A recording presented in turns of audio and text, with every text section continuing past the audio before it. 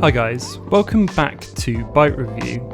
It's time for another entry into the phone camera versus a film camera series. This time round we've got one of the finest Android phones on the market, the OnePlus 7 Pro, up against an older point and shoot film camera, the Ricoh GR1v. As ever, let's address a few things before we get started. I'm using a roll of Ektar 100 in the Ricoh, and this is what's producing the main results from that camera. Of course, the lens and body will have traits to them, but it's really the film doing the heavy lifting here.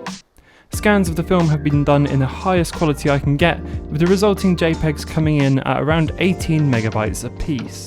And for the purposes of this test, both cameras have been set to auto mode. Keep in mind, I'm not trying to suggest one is better than the other. They're so completely different that even comparing them is a little silly. For that reason, I won't speak over these photos. I'll let you decide which you prefer, but I will give my opinion at the end of the video, so stick around if you want to hear my thoughts. Otherwise, sit back, relax, and let me know which you prefer in the comments below.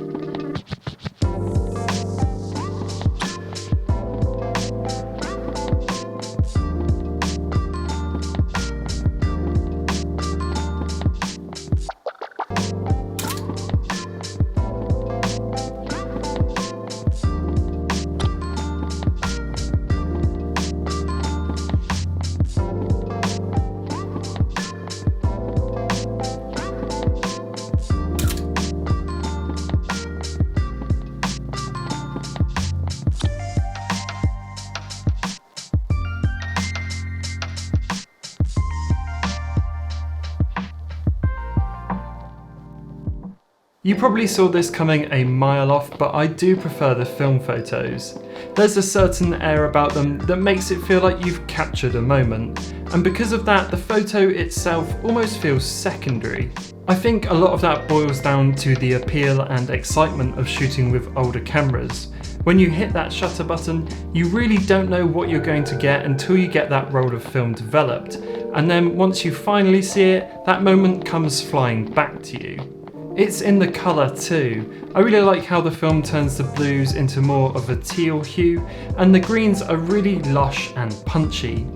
Obviously with editing, there's no reason you couldn't get the OnePlus photos to look exactly the same, but off the bat they do feel somewhat sterile. The OnePlus does shine when it comes to dynamic range though, and I'm sure the HDR Plus mode is kicking in really hard on some of these shots. It's actually really difficult for the Ricoh to keep up in this sort of shot, however you could get the same results if you spent a lot more time in the darkroom. I would say in general the OnePlus seems to keep the exposure under control a lot more. Like I always mention, comparing the two is a little redundant. All the things I've talked about here can be fixed or changed with some form of editing. But as ever, I just really enjoy looking at the differences between these two. So that wraps up this video. If you enjoyed it, pop a like. If you loved it, pop a sub. And be sure to let me know which one you prefer in the comments below. And I will see you all in the next one.